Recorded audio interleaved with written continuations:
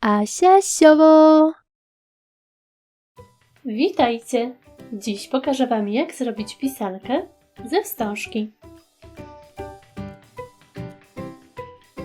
Szczegółową listę wszystkich potrzebnych przedmiotów znajdziecie w opisie tego filmu.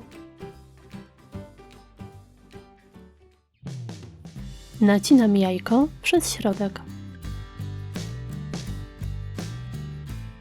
Za pomocą nożyka wciskam materiał w otwór.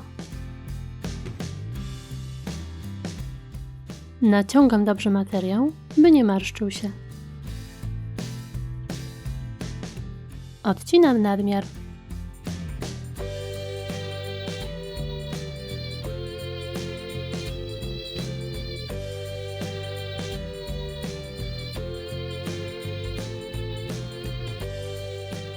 Ze wstążki o szerokości 25 mm ucinam kilka pasków długości 6 cm. Składam na pół,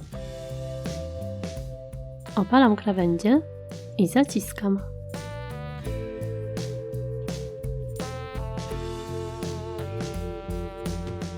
Przypinam szpilkami pierwszy pasek.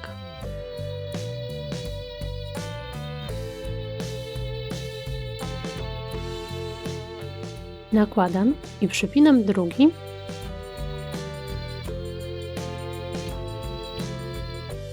Oraz trzeci.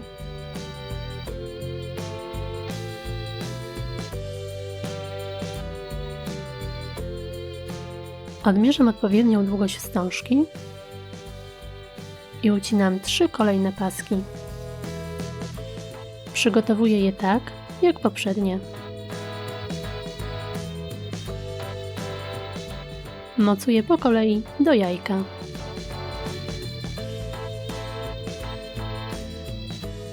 Znowu sprawdzam, jaką długość wstążki potrzebuję i tnę kolejne paski. Paskami ozdabiam całe jajko.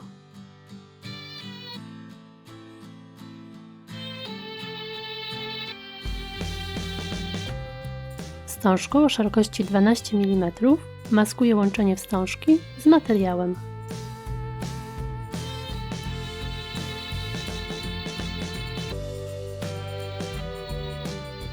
Odcinam wystające paski. Szpilki maskuję piórkami.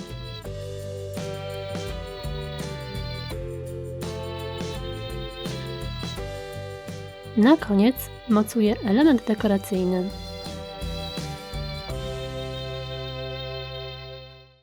I gotowe! Taka pisanka będzie ciekawym pomysłem na dekorację jajka styropianowego.